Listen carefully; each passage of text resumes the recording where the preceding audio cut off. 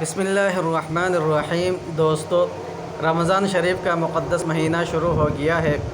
اللہ تعالیٰ سے دعا ہے کہ اللہ تعالیٰ ہم سب کو رمضان شریف کے 30 روزے رکھنے کی توفیق عطا فرمائے اور اس ماہ مقدس میں 5 اوقات کی نمازیں پابندی کے ساتھ ادا کرنے کی توفیق عطا فرمائے اور اس کے ساتھ ساتھ ہمیں تراویح کا اہتمام کرنے کی توفیق عطا فرمائے۔ دوستو، آج ہم مسلمانوں کی مثال ان لوگوں کی طرح ہے جو اپنے آپ کو مسلمان تو کہتے ہیں لیکن دل میں منافقت چھپی ہوئی ہے۔ ہماری مثال ہم بحیثیت ایک قوم اور ایک مسلمان ہونے کے، ہماری مثال اس شخص کی طرح ہے کہ جو شخص اچانک کسی مسجد میں چلا جاتا ہے نماز پڑھنے کے لیے، دیکھتا کیا ہے کہ وہاں امام صاحب نے سورہ بقرہ کی تلاوت شروع کر دی۔ اب سورہ بقرہ اتنی لمبی صورت ہے کہ جب انسان شروع کرے تو ختم ہونے کا نام ہی نہیں لیتی۔ خیر، یہ اللہ اللہ خیر صلی اللہ کہہ کے کسی طریقے سے نماز پڑھ کے واپس آ گئے۔ بیچارہ زندگی بھر نماز نہیں پڑھتے تھے، اچانک غلطی سے نماز کا شوق اور جذبہ پیدا ہو گیا تھا تو یہ مسجد چلا گیا تھا، لیکن اتفاق سے امام صاحب نے سورہ بقرہ کی تلاوت شروع کر دی، جس کی وجہ سے یہ اوپر سے اور تکا ہوا تھا اور امام صاحب کی تلاوت شروع کرنے کی وجہ سے یہ اور تک گیا تھا۔ چنانچہ کسی طریقے سے جب یہ جان چھڑا کے چلے گئے، دوبارہ یہی شخص، یہی صاحب مسجد میں آتا ہے نماز پڑھنے کے لیے۔ جو ہی یہ مسجد میں آتا ہے اور امام صاحب تلاوت شروع کرتا ہے تو امام صاحب کیا کرتا ہے، سورہ فیل کی تلاوت شروع کر دیتا ہے۔ اب یہ شخص جو نماز میں سستی کیا کرتے تھے، پہلے بھی سورہ بقرہ کی تلاوت سے یہ تنگ آ چکا تھا، تو اس کے اوپر سے امام صاحب نے سورہ فیل کی تلاوت شروع کر دی۔ یہاں میں آپ کو یہ بتاتا چلوں، بقرہ عربی میں گائے کو کہتے ہیں اور فیل ہاتھی کو کہتے ہیں۔ چونکہ سورہ بقرہ یہ لمبی صورت ہے اور سورہ فیل یہ مختصر صورت ہے، لیکن چونکہ اس نے سمجھا کہ یہ جو بقرہ ہے یہ بہت بڑا جانور ہے، اس وجہ سے یہ صورت لمبی ہو گئی تھی۔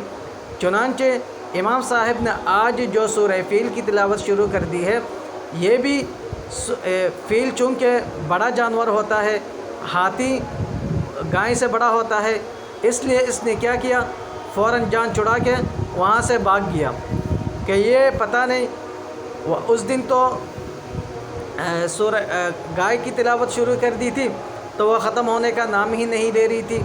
اب امام صاحب نے سورہ فیل کی تلاوت شروع کر دی، اب پتہ نہیں اللہ خیر کرے یہ سورت کب ختم ہوگی، یہ کہہ کر اس نے جان چھڑا کے بھاگ گیا۔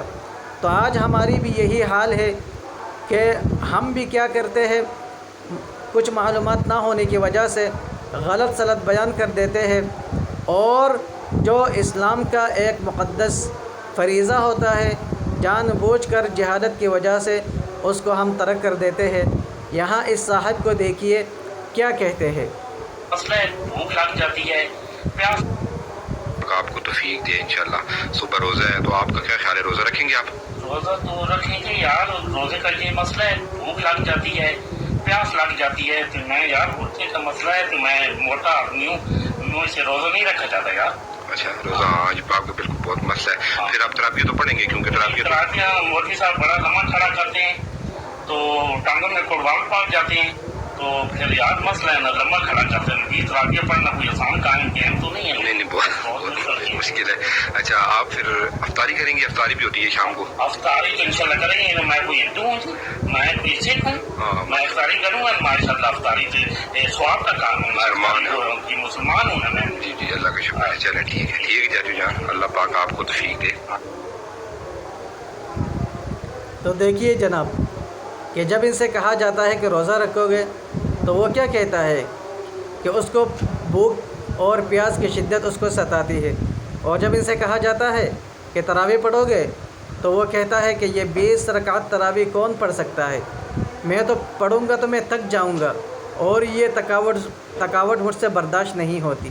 تو دیکھیے جب ان سے سوال کیا جاتا ہے کہ افطاری کرو گے تو کھانے کا جب نمبر آتا ہے تو وہ کہتا ہے کہ میں کیا کوئی کافر ہندو سکھ ہوں کیا، میں مسلمان ہوں، میں افطاری ضرور کھاؤں گا، افطاری ضرور کروں گا، میں مسلمان ہوں، یہ ثواب کا کام ہے۔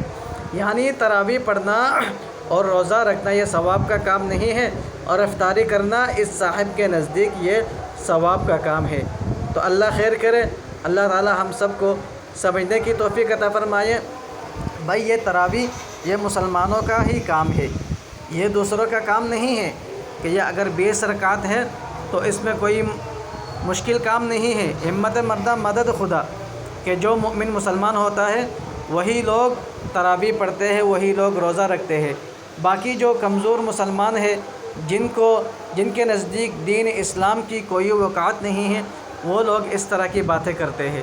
چونکہ ہم نے کلمہ پڑھا ہے، اللہ کا نام لیا ہے، مسلمان ہیں، اپنے آپ کو مومن کہتے ہیں، تو اس لیے ہمیں نماز بھی پڑھنی ہے، روزہ بھی رکھنا ہے، تراویح بھی پڑھنی ہے۔